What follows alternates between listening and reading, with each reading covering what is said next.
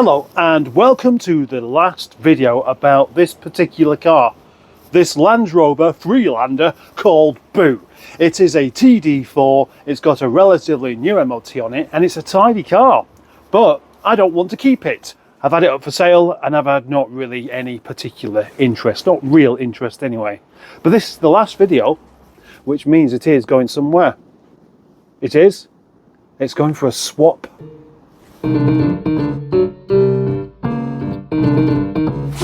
Look at it though, it's a delightful car. It's really handsome. What a cute Land Rover this actually is though. The more I look at it, the more it grows on me. And also, and I'm not kidding, it really does suit silver. It just has a presence about it. It's just a pity that I don't really like it. There's more to a car than it just doing the job. You have to actually want to spend some time with it. And with this car, well, I'm going to admit that I just don't. It just doesn't really do it for me in the way that I was expecting it to. As the video will show of me going to have a look at this car, I did actually lend the Land Rover to Johnny. And then somebody sent me a link to this particular car and I thought, that's my kind of thing. Yes, I would much prefer to have this than that. It will leave me with another issue though, and that is too many cars that I own that I really don't need, that I don't want to get rid of as well. There are quite a few things I like about the Freelander. Oh, and by the way, in case you're wondering, you know that day that we had that was really horrible and windy and wet on a Saturday? That's this day now.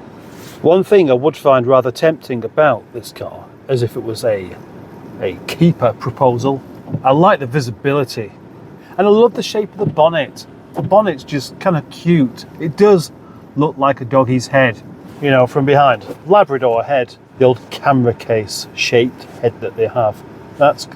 Can you see it at all? Is it just me? I do basically just like the styling of the interior. And its face, the front end. Do you know what? I mean, any Land Rover you would consider to be a horsey car. But this one actually looks horsey. Whether that was a look they were going for. I mean, I can see, you know, not only do we have a Labrador's head for a bonnet, but we have a horsey face. Not a proper horse, of course, just, you know, a knight in a chess game. I can see that. I really like the way the back door opens. I like the way it just pops down just a little bit as it opens. I like the fact that the back window slides down. I like that there's a wheel on the back, which saves space in the boot. There are a lot of things I like about it.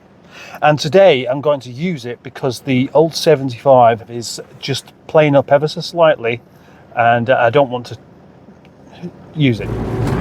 It doesn't even feel that slow now, come to think of it.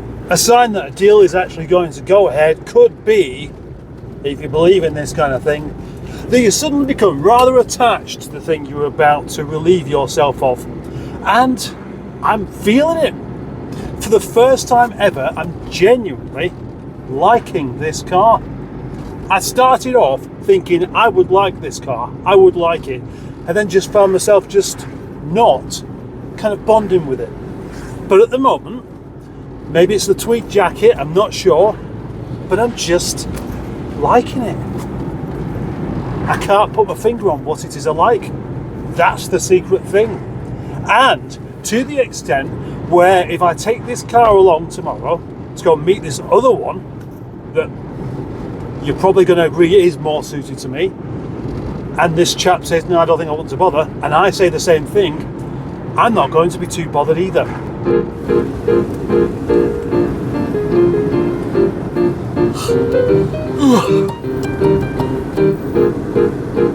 And so begins the rather epic journey to Chatterton, battling the winds and the rain and the awful traffic.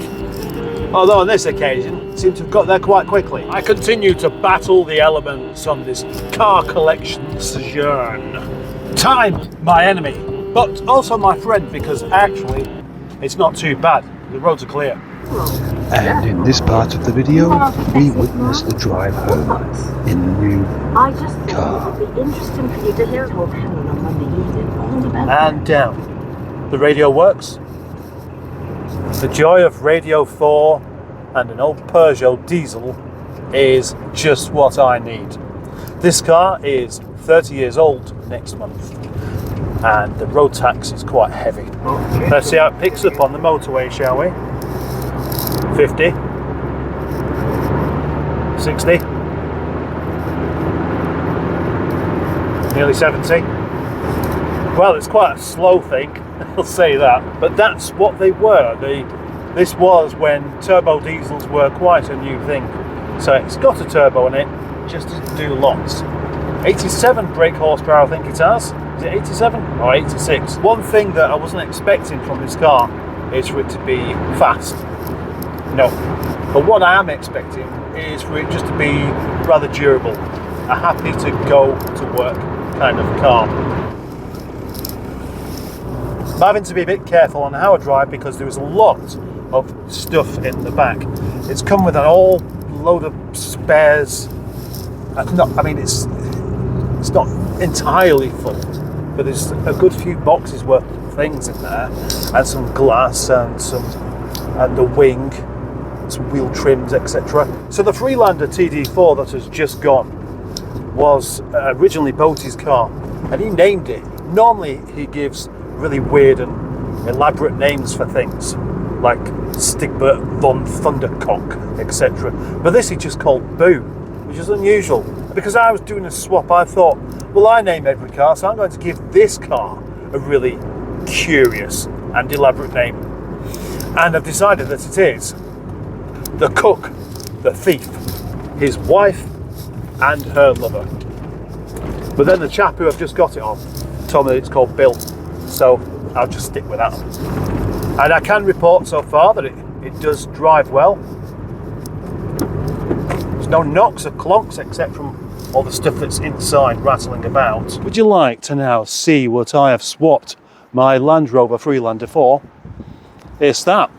A bit like me, this car looks better from about 40 feet away. There we go. From this distance, it looks great. It's a Rover 418 Tourer.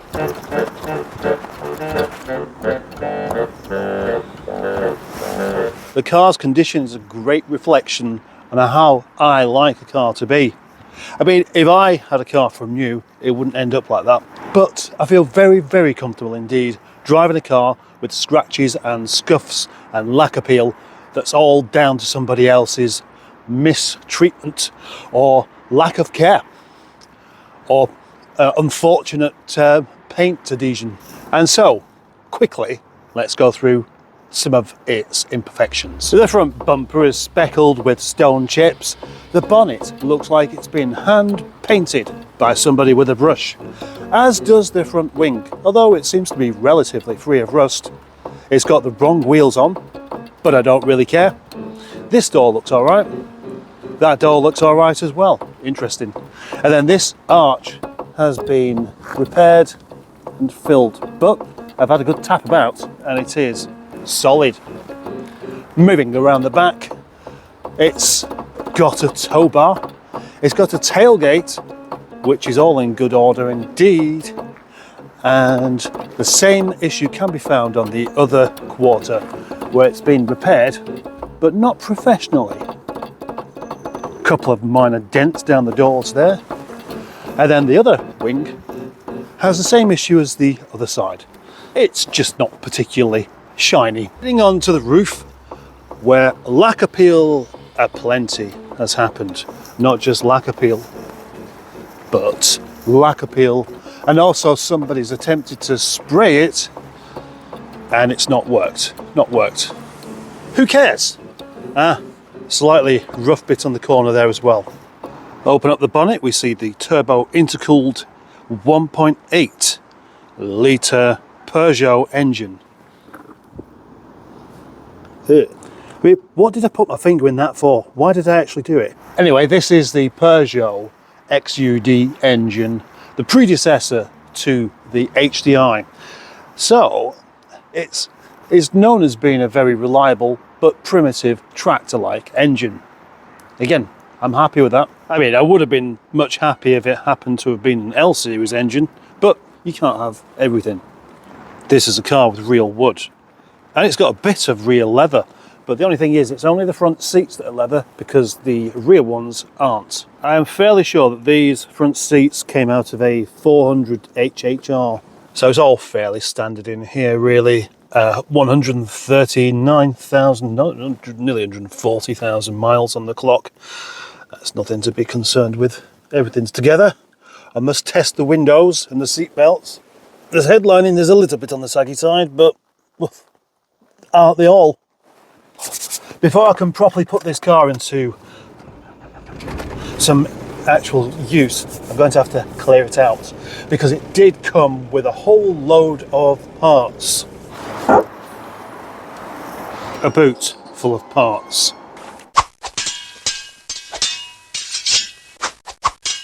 At a time where I'm trying to clear up and have fewer things knocking about, I just reloaded my lockup with bits. But they will be going somewhere more careful soon. So what we have amongst the leaves that have all blown in are a full set of wheel trims, a near side wing that isn't rusty, glass, and specifically, more importantly, these bits of glass. Yes, the ones that are only found on the Tourer. Spares. B-pillar trims, not overly valuable. Then we have, an airbag. A quarter lens, which I have, and some rear light clusters, which also I have spare. Oh, and seals. That's nice. This box, lots, and oh, look at all these. Oh gosh, now this is an awful lot of stuff to work through. Spare cap-ins, they're rather lovely. Spare handles, spare hockey sticks, spare seat belts. Gosh, what's in here? Seat belt bolts. Look at that. The old chap that used to have this was pretty careful to keep things and label things, which is rather nice to see. More headlamps, a couple of headlamps. A spare electric window switch. Oh, window regulators. That is right, interesting. Right, so 2 sets of lamps and 3 window regulators. All the kind of things that you know at some point you're going to need. Also took out there another power steering pump, an alternator, starter motor, quite a few other bits, but they're all in the dark and I can't see them because I can't put the torch on my phone because it's down to 13%. But that's not a problem. The 12-volt socket works and the lighter doesn't look like it's ever been used. Such a pity that the rest of these seats aren't leather, because this is really nice leather. You know that kind of leather that's really soft and not hard? That's the kind of leather it is. You press it and it just all creases and folds up everywhere. Look at that. That's quality, decent. But what do? Because the front and the rear don't match. Does it matter? Not lots. Especially if I'm not really trying to make this into a show car. I have just sent a picture of it to Allegro man, and yes, he's going to like it. I seem to be bursting out my shirt somewhat. And it's the top bit as well. It's not like it's a beer belly trying to escape. Anyway, the original pattern cloth seats that always go baggy, I don't actually have any of. I used to, and then I chucked them away because I thought no one's ever going to need these. Whilst I'm waiting for the phone to charge a little bit, I may as well just try out the rears, check everything works. Well, I've got a folder full of paperwork here. It's mostly just MOT certificates, but lots of pictures of the glass, because this poor car was vandalised a few years back. Broken windscreen, broken rear glass, broken tailgates, but it's also mixed up with all this is pictures of the gearbox. The gearbox has been out and been serviced only a few years back, a really good service. But and the engine was out as well. And all that was done only 3 years ago, I think. Where can I find that again? I found this piece of paper. Oh, head gasket, head bolts, receipts for the actual head gasket. Unusual for a diesel, especially a Peugeot. What's this? Paint, all sorts of other bits here. So if the head's been done on it, presumably the belts were done as well. I mean, it all looks underneath the bonnet there, it all looks very tidy, so it doesn't really surprise me. It is a tatty, but mechanically very sound car. Why do I keep getting cars like this that really suit me, that should be keepers? What can I keep? How can I just keep all of these cars? It just doesn't make any sense. Lots of Rimmer Brother receipts, which means tiny things for lots of money. I'm really struggling to, actually, my fingers are too cold to operate this here. Oh, 216, right, there we go. Cam belt changed. I do like a tow bar, even if it's not used. I just think an estate car driven by a man should have a tow bar on it. That's like the declaration of being a man. The ability and the willingness to pull things around, making the vehicle much longer than it starts off as.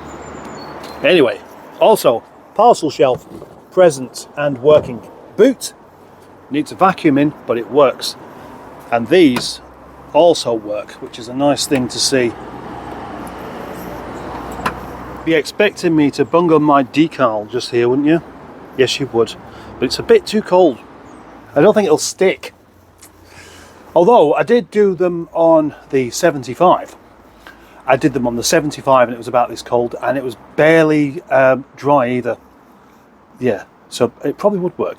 Perfect. And on this side too. It just finishes it off, doesn't it? What I need now is a key ring. A bit like I have for this, which was originally for the Peugeot 407, a 7mm spanner. Good idea. But I don't want to do the same thing again. You know, I like to do things differently. Plus, the idea of having a key ring is not only so that the keys are more difficult to lose, but so you can easily identify what is what. Just like I did with Harry Seacombe, this car, Bill, also known as the cook, the thief, his wife and her lover, has a Renault key fob that obviously doesn't do anything besides make it easy to identify and find. Those are the wrong wheels. Those wheels, the Coronets, were featured on the Rover 25, a much newer car than this. But you know what?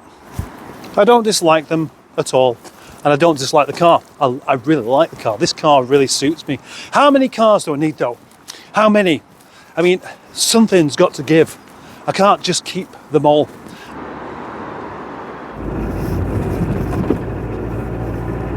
One thing that did pop into my mind is maybe the engine's been replaced for a non-turbo version, but I can just about feel a bit of boost.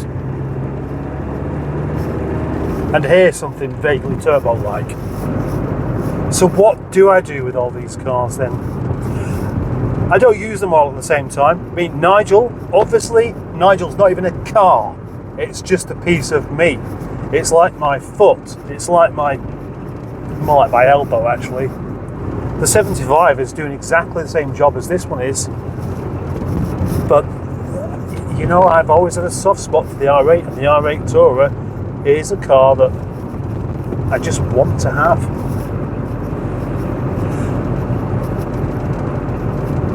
I've got my MGF, don't want to sell that. There's nothing really that does the same job, is there? And of course, the newly named Ronnie Corbett. The sweet little 414, one of the loveliest little cars I've ever owned. I think that's the car that's going to have to go up for sale so I can keep this one. So I shall do a separate video for that. Ronnie Corbett, the 414, for sale. And you know that car has had a lot of work done on it. So it's that time of the video where I say thank you for watching, and thank you for being a channel member, and thank you for being a subscriber. Thank you for liking the video. And a look of confusion at anyone who dislikes the video, because surely there's nothing to be offended by. Bye-bye. Oh, one more thing. Now, many people will be saying, why did you do that swap? Surely the Freelander is, a more desirable and more expensive car. Well, this is a much rarer car, and although its condition isn't exactly fabulous, the Freelander just, honestly, as much as I tried, it just didn't really do it for me. Right up until the day I was getting rid of it, that I kind of liked it. That's why you notice the Boaties World decals never changed. I didn't even bother taking them off. They never got mine. This one has.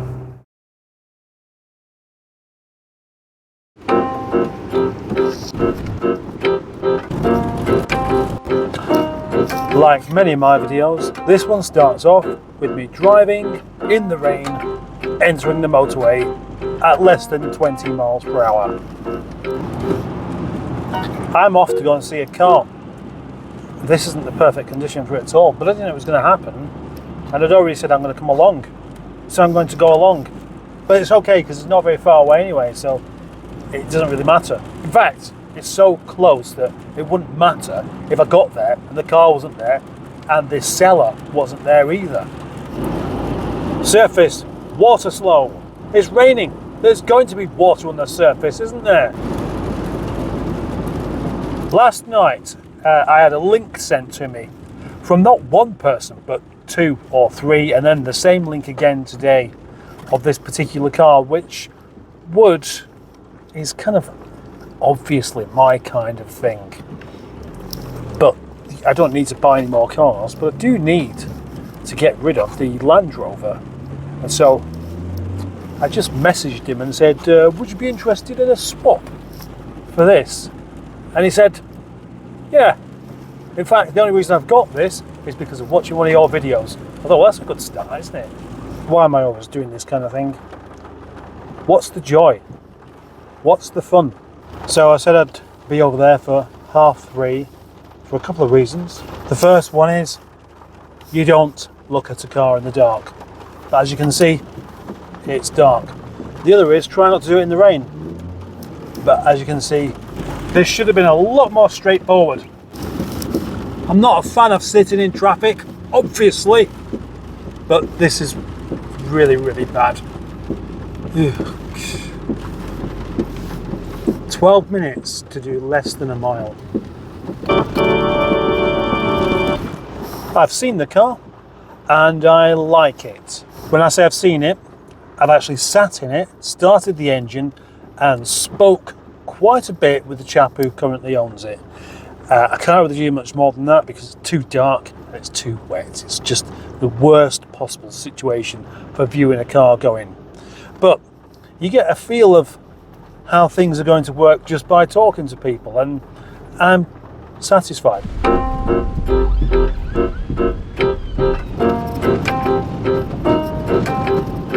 And at last, breaking free of the traffic.